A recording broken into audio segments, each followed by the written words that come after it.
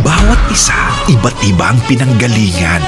May nakita ako sa kanila na alam kong magiging dahilan ng pagsikat nila. Sa likod ng kanyang powerful dance moves ay isang lihim na pagkatao. Inuutosan kitang umalis ng Korea. Nakakahiya ang ginagawa ninyo dahil ikinahihiyan yung anak niyo sa labas. Kilalanin si Gino. Gusto ko mag-perform. Hinahangaan ng karamihan.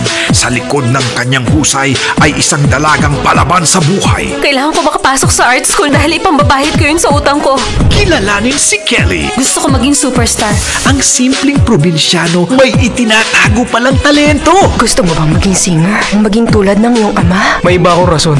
Dahil ba dun sa babaeng nakituloy sa atin? Kilalanin si Marco. Hindi lahat ng gustong sumikat ay nagiging sikat. Yung mga tulad lang ni Kelly ang bagay sa ganun. Hindi siya nakapasa sa audition namin! Anak niyo ang nakapasok! Yung hindi niyo inaasahang pumasa! Kilalanin si Angeli. Kahit naiiba, hindi siya mapipigilan pagdating sa pagkanta. Gusto ko pong pumayat. Determinado po talaga ako. Kilalanin si Jello. Sa kabila ng kanyang cool image, isa siyang binatang mapagmahal. I go for it kapag interesting. Kilalanin si Jason. Hanggang saan ang kaya nilang gawin, matupad lang ang kanilang mga pangarap.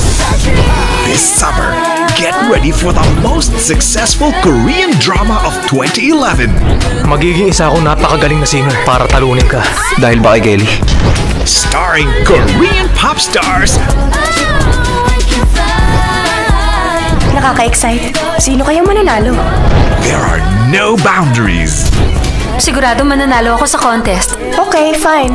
Good luck na lang sa'yo. As long as you believe, you can. Dream High, ngayong April 16 na sa Primetime Bida.